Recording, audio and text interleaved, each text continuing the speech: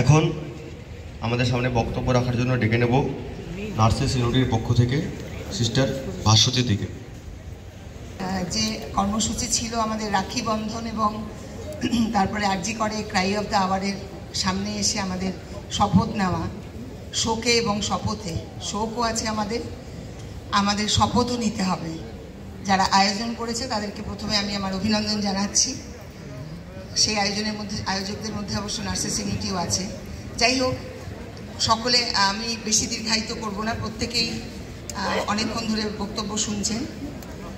গত বছর এই দিনটাতে দুপুর 3টে নাগাদ আমি এসে পৌঁছেছিলাম।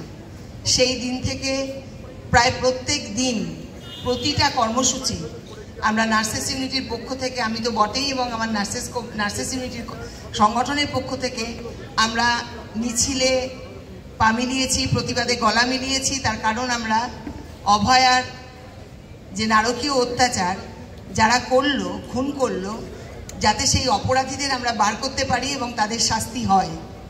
সেটা এখনো হয়নি। আমাদের মধ্যে নিশ্চয়ই করে একটু ক্ষোভ আছে, একটু হতাশা আমাদের আছে, সেটাই স্বাভাবিক।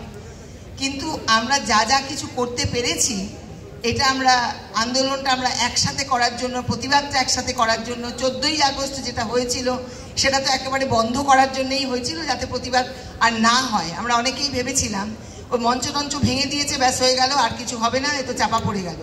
কিন্তু তারপরেও উঠে দাঁড়িয়ে আমরা যে প্রতিবাদটা করতে পেরেছিলাম, আজও পর্যন্ত করতে পারছি, এটা সেই দিন আমরা ভাবিনি। কিন্তু আমরা প্রত্যেক দিন একটু একটু করে ভাবতে ভাবতে আমরা এত দূর পর্যন্ত এসেছি। ফলে শাসকের বুঝে নেওয়া দরকার যে কোনো রকম ভয় দেখিয়ে এই আন্দোলনকে, এই প্রতিবাদকে, আমাদের যে লক্ষ্য যে এই অপরাধীদেরকে শনাক্ত এবং যথাযথ শাস্তি দিতে হবে, সেখান থেকে আমাদের নড়াতে পারবে না। তার কারণ যাদেরকে ধরা যাচ্ছে না তাদেরকে প্রশাসন ভীষণভাবেই জানে যে কারা এই ঘটনাটা করেছে এবং মোটিভটা তাদের কি।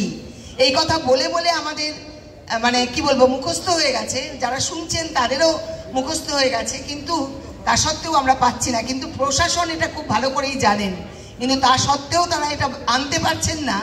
তার মানে একটা বিরাট ধসে পড়বে কোনো কিছু হয়তো সেই জন্য। কিন্তু আমাদের তো সেরকম কোনো ভয় নেই। আমরা আন্দোলন, প্রতিবাদ, এই যে WBJDF যেভাবে করছে, নার্সেস ইউনিটি আমরা সমর্থন জানাচ্ছি। আমরা এইভাবে আন্দোলনটা করব, তার কারণ আমরা কোনো রাজনৈতিক দলের কাছে আমাদের নাড়া বাঁধব না। আজকে যে ক্ষমতায় আছে তার বিরুদ্ধেও আমরা প্রতিবাদ করব, সোচ্চারে করব, আনকম্প্রোমাইজলি করব। আগামী দিনেও সেইটাই করব। সেই জন্য আমরা কোনো রাজনৈতিক দলের সঙ্গে গাঁটছড়া বাঁধব না, যাতে আমরা সাদাটা সাদা, কালোটা কালো বলতে পারি। যেভাবে আমরা এত দূর পর্যন্ত আসতে পেরেছি, আমরা অনেক কথা শুনলাম, জুনিয়র ডাক্তাররা যেগুলো বললো, আমরাও সেগুলো জানি যে কি থ্রেট চলতো, কি অনৈতিক কাজ চলতো, এবং একটা কথা কারোর বলার সাহস ছিল না। ওই সন্দীপ ঘোষ ফেল করিয়ে দিতেন, ভয় দেখাতেন, এই যে করতেন, কিন্তু তাকে যে কোনোদিন হাজতে বাস করতে হবে এটা তিনি কোনোদিন দুঃস্বপ্নেও ভাবেননি। সেইটা করা গেছে। কিন্তু এই প্রতিবাদের থেকে ওই যে 14ই আগস্ট ভয় দেখানোর জন্য কাজটা করা হয়েছিল, সেটা যে করা গেল না। এবং তারপরে আমাদের মাননীয় মুখ্যমন্ত্রী তাকে আবার এখান থেকে নিয়ে ন্যাশনাল মেডিকেল কলেজে প্রিন্সিপাল করছিলেন, এই যে সেটাকেও আমরা আটকাতে পারলাম। কিছুদিন আগেও, তার 1 মাস আগেও কেউ ভাবতে পারেনি যে সন্দীপ ঘোষকে এই সাজা দেওয়া যেতে পারে। এবং তার সঙ্গে যে গ্রুপ অফ সন্দীপ ঘোষ, যাদেরকে আমরা চিনেছি, জেনেছি, যারা ঘুরে বেড়াচ্ছে, শাস্তিটা পায়নি বলে, এই জন্যেই আমাদের এই আন্দোলনটা এগিয়ে নিয়ে যেতে হবে। কারণ তাদেরকে শাস্তি তো পাওয়াতেই হবে। এবং আমরাও জানবো যে আমরা কিন্তু এই প্রতিবাদগুলো করব, যেখানে যা হবে আমরা সেগুলো কিন্তু হচ্ছে। স্যালাইন কাণ্ড, ইঞ্জেকশন কাণ্ড এবং হাসপাতালের মধ্যে যা যা হয়েছে সেগুলো কিন্তু আমরা আস্তে আস্তে বলতে পারছি। এটা কিন্তু এই ঐক্যবদ্ধ প্রতিবাদ আন্দোলনের জন্যই হয়েছে। হ্যাঁ, অভয়াকে আমাদের হারাতে হয়েছে, বড্ড বেশি দাম দিতে হয়েছে। আজকে যেটা হয়েছে, অভয়ার বাবা মার সাথে যেটা শুনতে পেলাম, বাড়ি থেকে বেরোনোর সময় খানিকটা খবরে দেখেছি, এটা এত দুর্ভাগ্যজনক যে সে কথা বলার নাই। আমরা এই পুলিশ প্রশাসনকে ধিক্কার জানাই, এই ঘটনার তীব্র নিন্দা জানাই। কি করে এটা সম্ভব, কি করে এটা করা যায়? যে পুলিশ এই আর্জি করে, আমার সহকর্মী যে সিস্টাররা তাদের কাছে তাদের মেয়েদের জামা চাইছিল, দিন আপনাদের, বলে আমাদেরটা কি করে দেবো, এটা তো মেয়েদের, বলছে সেটাই দিন। পেশেন্টের বেডে লাল কম্বল নিয়ে শুয়ে পড়লো পেশেন্ট সেজে, সেদিন প্রাণ ভয়ে পুলিশ এটা করলো। আর আজকে পুলিশ র্যান্ডাম লাঠি চালাচ্ছে এবং কাকে চালাচ্ছে তারা একবার এদিক ওদিক ভেবে দেখলো না। এইটা অত্যন্ত নিন্দাজনক একটা ঘটনা। পুলিশ প্রশাসন, তাদের উপর আমাদের ভরসা করার কথা, কিন্তু ভরসা প্রতিদিনই আমাদের হুড়ুড় করে নেমে যাচ্ছে, আমরা তাদের উপর ভরসা রাখতে পারি না। ফলে একটু আগেই আমার আগের বক্তা যিনি বললেন যে আমাদের বাড়িতে বাচ্চাদেরকে শেখাতে হবে যাতে তারা প্রতিবাদ করতে পারে, অবশ্যই সেটা শেখাতে হবে। তাদেরকে জানাতে হবে যে নেতাজি রচনা লিখে 20তে 18 পেলাম, আর সমস্ত কিছু যেই না কোনো কিছু সমস্যা এলো ভয়ে ঘরের ভিতরে লুকিয়ে গেলাম, এতে আর পার পাওয়া যাবে না। আমরা আর কি দেখবো এই রাজ্যে?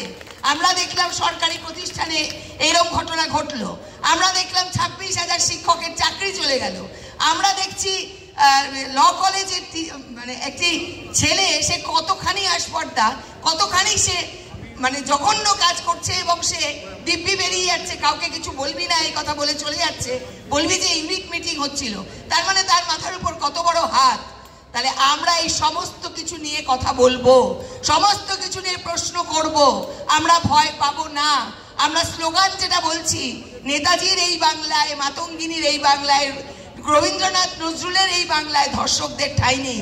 এই সত্যিই যদি ঠাঁই না রাখতে হয় তাহলে আমাদেরও এই কাজটা করতে হবে, আমাদের ছোটদেরও শেখাতে হবে। তুমি প্রশ্ন করতে শেখো, অনেক নম্বর পেলাম, দারুণ একটা চাকরি করলাম, বাইরে চলে গেলাম বা এখানে থাকলাম, একটা নিরিবিলি জীবন যাপন করব, এই কিন্তু এখন আর সম্ভব নয়। ফলে আমি আর বক্তব্য দীর্ঘায়িত করব না। আমরা রাজপথে আছি, রাজপথে থাকব, আমরা যে কোনো অন্যায়ের প্রতিবাদ করব, আমরা প্রশ্ন করব, তাতে আমরা 5 জন হই, 5 জনই করব। আমরা জানবো যে আমরা যদি সঠিক পথে থাকি, এই 5 জন একদিন 500 জন হবে, এই 500 জন একদিন 5000 জন হবে। ফলে সেই আহ্বান সবাইকে জানিয়ে আমি আমার বক্তব্য শেষ করছি। We want justice for